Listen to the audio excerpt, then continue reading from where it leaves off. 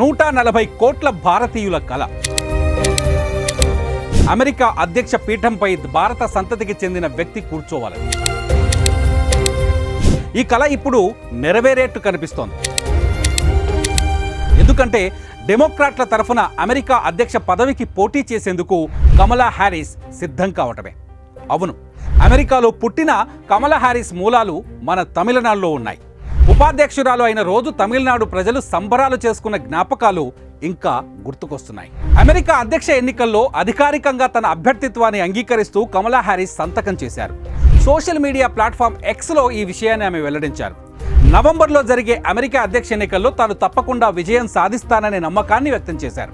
అయితే ఆమె అభ్యర్థిత్వాన్ని ఆగస్టులో చికాగోలో జరిగే డెమోక్రటిక్ నేషనల్ కన్వెన్షన్లో ఆమోదించాల్సి ఉంది. అంటే కమల అమెరికా అధ్యక్ష పదవికి పోటీ చేయాలి అంటే ముందు సొంత పార్టీలో ఆమె గెలవాల్సి ఉంటుంది. డెమోక్రటిక్ పార్టీలో కమలా హ్యారిస్ చాలా బలంగా కనిపిస్తున్నారు. ఎన్నికల్లో పోటీ నుంచి తాను తప్పుకుంటున్నట్టు ప్రకటించిన అధ్యక్షుడు జో బైడెన్ కమలా హ్యారిస్ అభ్యర్థిత్వాన్ని సమర్థించారు. అమెరికా మాజీ అధ్యక్షుడు బరాక్ ఒబామా, అతని సతీమణి మిషెల్ ఒబామాలు కూడా కమలా హ్యారిస్కు మద్దతు ప్రకటించారు. ఇటు డెమోక్రటిక్ పార్టీలో సభ్యుల నుంచి కూడా ఆమెకు మద్దతు లభిస్తోంది. నామినేషన్ గెలుపొందేందుకు జరిగిన తొలి రౌండ్ ఓటింగ్లో 1976 కంటే ఎక్కువ ఎండార్స్మెంట్లు ఆమెకు లభించాయి. ఇవన్నీ చూస్తే డెమోక్రాట్ల తరఫున అధ్యక్ష ఎన్నికకు కమలా హ్యారిస్ దాదాపు ఖరారైనట్టే అని చెబుతున్నారు. ఇంకో మంచి విషయం ఏంటంటే కమలా హ్యారిస్కు విరాళాలు వెల్లువెత్తాయి.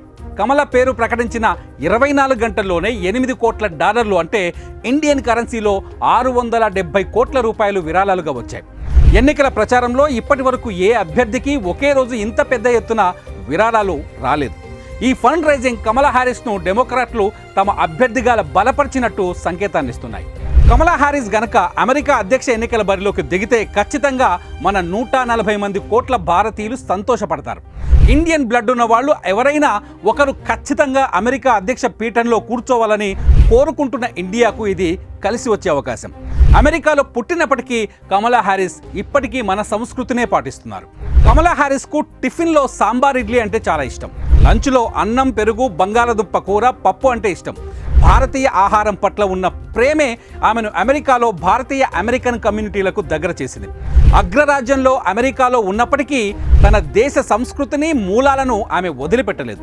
కట్టుబొట్టులో కూడా ఆమె ఇప్పటికీ ఇండియన్గానే కనిపిస్తారు.